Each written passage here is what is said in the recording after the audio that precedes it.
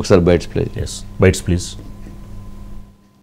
మేము ఏదైతే బాబుది రిక్వైర్ ఏముందో అల్లు అర్జున్ సార్ సపోర్ట్ కావాలని మీ అందరికీ రిక్వెస్ట్ చేసినాము. మా తరఫు నుంచి సార్ ఇట్లా అరెస్ట్ అవుతున్నారని సానుభూతితోనే మేము కేసు రిటర్న్ తీసుకుంటా అన్నాం. నాకు అట్లా ఎవరు ఫోర్స్ చేయలేదు, ఏది చేయలేదు. ఎందుకంటే నాకు సపోర్ట్ అనేది ఉండాలి. బాబు ఎప్పుడు క్యూర్ అవుతాడు అనేది తెలియదు. సెకండ్ డే నుంచి సపోర్ట్ ఇచ్చారని ఆ సానుభూతితోనే నేను రిటర్న్ తీసుకుంటా అని చెప్పాను సార్. ఇప్పుడు ఒక 4-5 డేస్ నుంచి బాడీ రెస్పాండ్ చేస్తున్నాడు. ఏదైనా ఇంజెక్షన్ ఇస్తే చెయ్యి ఇక్కడ నొప్పి అయినట్టు స్పర్శ చూపిస్తున్నాడు. 2 డేస్ నుంచి కూడా ఐస్ ఓపెన్ చేసి సైడ్ అక్కడిక్కడ చూస్తున్నాడు కానీ గుర్తుపట్టట్లేదు.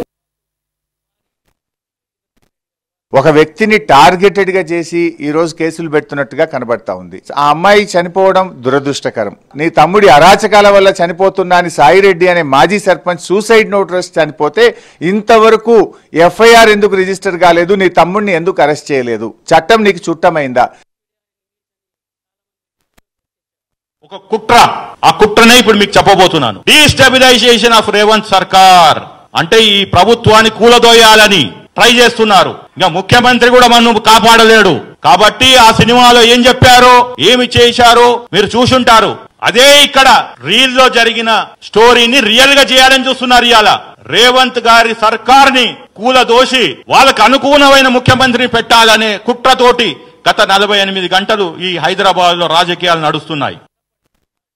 Revanth Reddy is ensuring and orchestrating a state-sponsored violence and state-sponsored attack on Allu Arjun. Congress party does not believe in free speech. It believes in Hitler-Shahi dictatorship.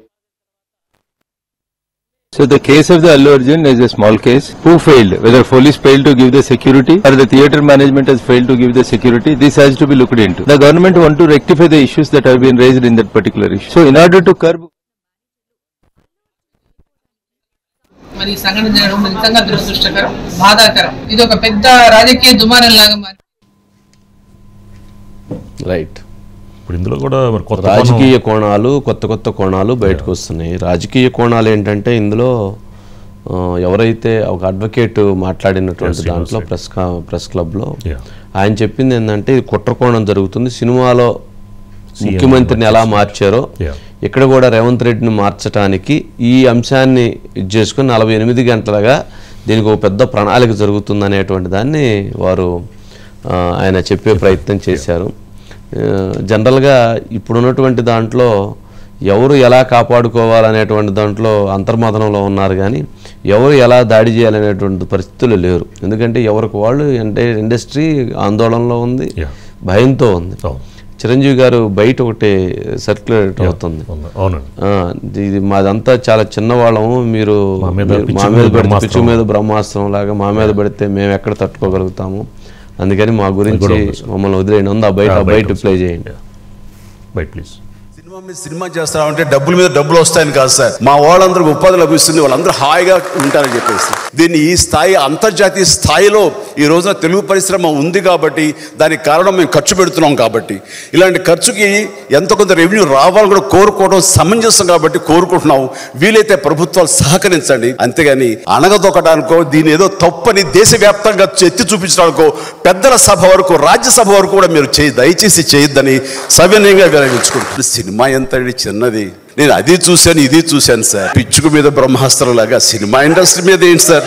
దయచేసి ఇది పెద్ద విషయంగా మీరు దేశవ్యాప్తంగా ప్రొజెక్ట్ చేయడానికి ప్రయత్నం చేయకండి please. Thank you very much. ఇది ఓల్డ్ బైట్ సార్, వాళ్ళతో ఏదో సంబంధించిన సినిమా బయట, దాంట్లో ప్రొడ్యూసర్ కూడా మైత్రి నవీన్ వాళ్ళు. అప్పుడు మాట్లాడిన బయట ఇప్పుడు పరిగణలో కరెక్ట్గా మ్యాచ్ అయింది.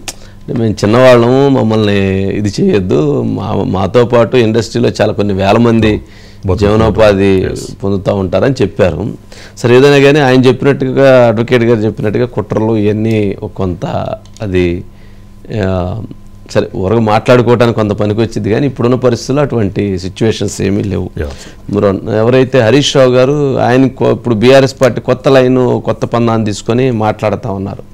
ఎప్పుడైతే మొన్న ఎవరైతే కొడంగల్లో సర్పంచ్ సాయి అతను చనిపోయినటువంటి దాంట్లో సూసైడ్ లెటర్ రాసి వాళ్ళ ఎవరైతే రేవంత్ రెడ్డి గారి బ్రదర్స్ వలన మాకు అన్యాయం జరిగిందని చెప్పని సూసైడ్ చేసుకున్నట్లున్నారు.